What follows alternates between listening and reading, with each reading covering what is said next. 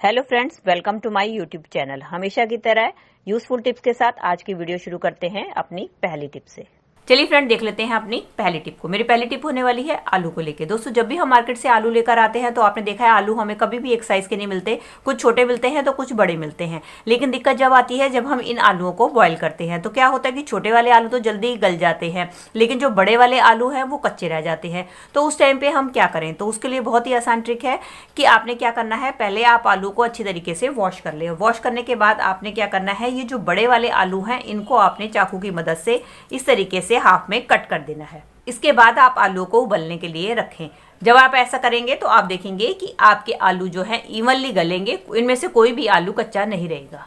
चलिए फ्रेंड, बढ़ते हैं अगली टिप की तरफ। मेरी अगली टिप होने वाली है मटर को लेके। दोस्तों, जब भी हम मार्केट से मटर खरीद कर लेकर आते हैं तो हम उनको अक्सर छील कर स्टोर करके रखते हैं। लेकिन दिक्कत ये आती है जब हम उनको स्टोर करके रखते हैं तो इस तरीके से उनके अंदर से अंकुर उठने शुरू हो जाते हैं, जो कि खाने में बिल्कुल भी टेस्टी नहीं लगते। तो उसके लिए आप क्या करें, जब भी आप मटर छील कर रखें उससे पहले आपने क्या काम करना है, उससे पहले आपने लेना है तेल। आप किसी भी तेल का या रिफाइंड का इस्तेमाल कर सकते हैं। उसके बाद आपने तेल लेके सारे अपने मटर हैं उनके ऊपर इस तरीके से तेल की कोटिंग कर देनी है।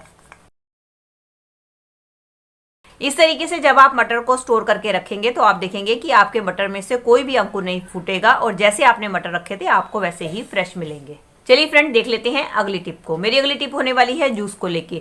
जूस हमारे लिए बहुत हेल्दी होता है। बच्चे, बूढ़े, जवान सभी को जूस हमें पीना चाहिए। लेकिन सर्दियों में एक दिक्कत आती है कि जूस जो होता है बहुत ज़्यादा ठंडा लगता है, जिसको पीने के लिए हमारा मन नहीं करता है। और अगर हम छोटे बच्चे या बड़े बुजुर्ग को दें तो उनको ठंड लगने का खतरा रहता है। तो फिर हम करें तो क्या करें कि हम जूस का सेवन कैसे करें? तो उसका बहुत ही बढ़िया उपाय लेकर आई हूँ कि उसके लिए बहुत ही बढ़िया ट्रिक लेकर आई हूँ कि आपने क्या करना है। आपने लेना है एक कोई भी बर्तन और उसको आपने रख देना है अपने गैस के ऊपर और थोड़ी देर के लिए आपने बर्तन को गर्म करना है और उसके बाद गैस की फ्लेम को कर देना है ऑफ। उसके बाद आपने क्या करना है, अपना जो जूस लेना है उस बर्तन के अंदर डाल देना है। जैसे ही आप बर्तन के अंदर डालेंगे तो आप देखेंगे एकदम सू की आवाज आएगी। तो उसके बाद आपने इसको ढककर रख देना है। ऐसा करने से क्या होगा कि आपको जूस जो है बिल्कुल भी ठंडा नहीं लगेगा और आप अपने जूस को भी इंजॉय कर पाएंगे। चलिए फ्रेंड, बढ़ते हैं अगली टिप की तरफ। मेरी अगली टिप होने वाली है कीज को लेके। दोस्तों, जब हमारे पास कोई की रिंग नहीं होता है और हम इस तरीके से चाबी को रख देते हैं तो आपने देखा है कि हमें टाइम पे ये चाबी बिल्कुल भी नहीं मिलती, इधर उधर गुम हो जाती है।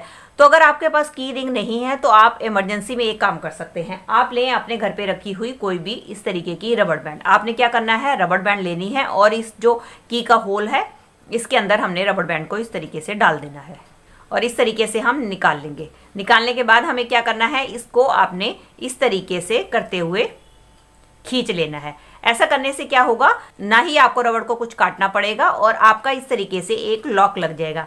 इस तरीके से अगर आप अपनी कीज को रखेंगे तो ये गुमेगी नहीं और दूसरा इसकी मदद से आप इसको बड़ी आसानी से कहीं भी हैंग करके भी रख सकते हैं। चलिए फ्रेंड, देख लेते हैं अगली टिप को। मेरी अगली टिप होने वाली है इस तरीके की स्कूल कैप्स को लेके। दोस्तों, हम बच्चों के स्कूल तो बदलते ही रहते हैं, लेकिन क्या होता है हर स्कूल में अलग कलर की कैप होती है, जिसके कारण स्कूल की कैप्स हमारे पास इसी तरीके से बची रह जाती है। तो आज इनका बहुत ही बढ़िया यूज मैं आपको बताने वाली हूँ कि आप क्या करें। आप कोई भी जो है कैप ले लें और उसके बाद आपने क्या करना है, आपने लेना है कोई भी हैंगर। हैंगर लेने के बाद आप क्या करें, इस तरीके से आप क्या करें, कैप को ऊपर से फोल्ड कर लें जैसे कि मैंने फोल्ड किया है।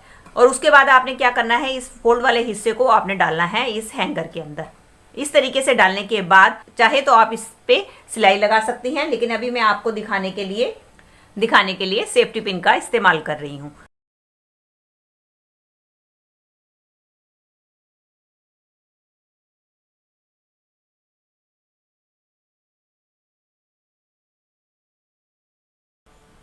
ये देख सकते हैं दोनों कैप मैंने हैंगर के साथ इस तरीके से दो सेफ्टी पिन की मदद से मैंने एक कैप को इसके साथ टाई कर दिया है। इस तरीके से ही दूसरी कैप को मैं इस हैंगर के साथ अटैच कर दूंगी। चाहे तो आप इसके ऊपर सिलाई भी लगा सकते हैं। देख सकते हैं दोस्तों, मैंने दोनों कैप को सेफ्टी पिन की मदद से हैंगर के साथ अटैच कर दिया है।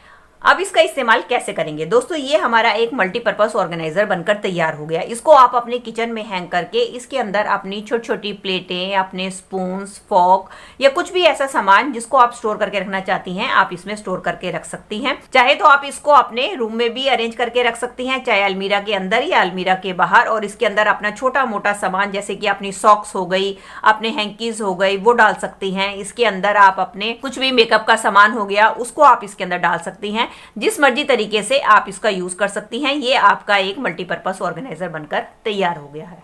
चलिए फ्रेंड, बढ़ते हैं अगले टिप की तरफ। अगले टिप में मैं चढ़ाने वाली हूँ अपने वाइपर के ऊपर रबड़ बैंड। हमें दोस्तों अपने वाइपर के ऊपर रबड़ बैंड क्यों चढ़ानी चाहिए, चलिए देख लेते हैं आज की अगली टिप में। दोस्तों, अक्सर हम अपने किचन के स्लैब की धुलाई करते हैं, हम उसको पानी से क्लीन करते हैं, लेकिन जब हम उसके ऊपर नॉर्मल इस तरीके से वाइपर को लगाते हैं तो सर्दी होने की वजह से हमारी स्लैब है अच्छी तरीके से सूख नहीं पाती। और कई बार क्या होता है कि हम अपने कमरे की या अपने घर की फर्श की सफाई करते हैं और हम उसके ऊपर वाइपर लगाते हैं तो भी हमारा फर्श गीला रहता है, जिसको सुखाने के लिए अक्सर हम पंखे का इस्तेमाल करते हैं। और सर्दियों में तो आपको पता ही है, पंखा चलते ही हमें ठंड लगनी शुरू हो जाती है। उसके लिए आप लें कोई भी कपड़ा। इस बात का ध्यान रखिए, आपका कपड़ा सूती होना चाहिए। अगर आपका टॉवल वाला कपड़ा है तो बहुत बढ़िया रहेगा, आप उसका इस्तेमाल कर सकते हैं। उसके बाद आपने क्या करना है, इस तरीके से वाइपर के ऊपर अच्छी तरीके से इस कपड़े को लपेट देना है। और इसके बाद हम लेंगे एक रबड़ बैंड और रबड़ बैंड की मदद से इस कपड़े को हम सिक्योर कर देंगे ताकि ये हमारा कपड़ा जो है इसमें से बिल्कुल भी हिले ना। चलिए अब इसका इस्तेमाल कैसे करना है ये मैं आपको दिखाती हूँ। इसके बाद जब आप अपनी स्लैब को साफ करेंगे तो आप देखेंगे कि आपकी स्लैब जो है मिनटों में ही सूख जाएगी। इस तरीके से मैंने वाइपर के ऊपर कपड़ा चढ़ा दिया है। अब हम इसकी मदद से जब आप क्लीन करेंगे तो आप देखेंगे कि आपका फर्श एकदम सूख जाएगा, आपको बार बार पोछा लगाने की जरूरत नहीं पड़ेगी। चलिए फ्रेंड्स, बढ़ते हैं अगली टिप की तरफ। मेरी अगली टिप होने वाली है कपड़ों को लेके। दोस्तों, अक्सर आपने देखा ही है कि सर्दी में हमारे कपड़े 2-2, 3-3 दिन तक हमारे कपड़े सूखते नहीं है और सूख भी जाते हैं।